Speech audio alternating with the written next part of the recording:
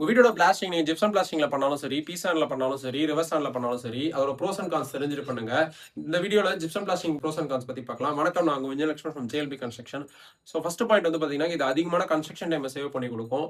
So எப்படின்னு பார்த்தீங்கன்னாக்கா, இதுக்கு பட்டை அப்ளிகேஷனே தேவைப்படாது. டேரக்டா வந்து நீங்க ஜிப்சம் பிளாஸ்டர் மாதிரியே வந்து பெயிண்ட் பண்ணலாம். செகண்ட் பாயிண்ட் வந்து பார்த்தீங்கன்னா, இது கியூரிங்கே தேவைப்படாது. ஸோ அதிகமான உங்களுக்கு வாட்டரையும் லேபர் காஸ்ட்டையும் அதில் சேவ் பண்ணி கொடுக்கும். தேர்ட் வந்து ஹீட் இன்சுலேஷன். ஸோ வந்து இது வெளியே இருக்க டெம்பரேச்சரோட உள்ள வந்து டெம்பரேச்சர் கம்மியாக இருக்கும். ஸோ அந்த மாதிரி ஹீட் இன்சுலேஷனும் உங்களுக்கு பண்ணி கொடுக்கும். ஸோ எலக்ட்ரிக்கல் கன்சம்ஷனும் கம்மியாகும்.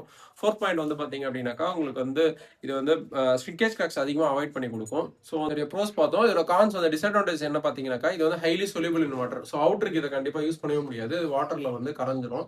ஸோ வந்து அதுக்கப்புறம் இதோட ஸ்கில்ட் லேபர் தான் தேவைப்படும். இந்த மாதிரி பட்டன் மார்க்கிங் வந்து பக்கத்தில் பண்ணணும். ஸோ அதே மாதிரி 12 to 19 mm கரெக்டாக பண்ணி ஸோ ஸ்கில்டு லேபர் தேவைப்படும். அதனால உங்களுக்கு வந்து காஸ்ட் வந்து அதிகமாகலாம். வீடியோ பயனுள்ளதாக உங்கள் ஃப்ரெண்ட்ஸ்க்கு நம்ம சேனல் வந்து ஷேர் பண்ணுங்க. மறக்காம நம்ம சேனல் சப்ஸ்கிரைப் பண்ணுங்க. தேங்க்ஸ் ஃபார் வாட்சிங்.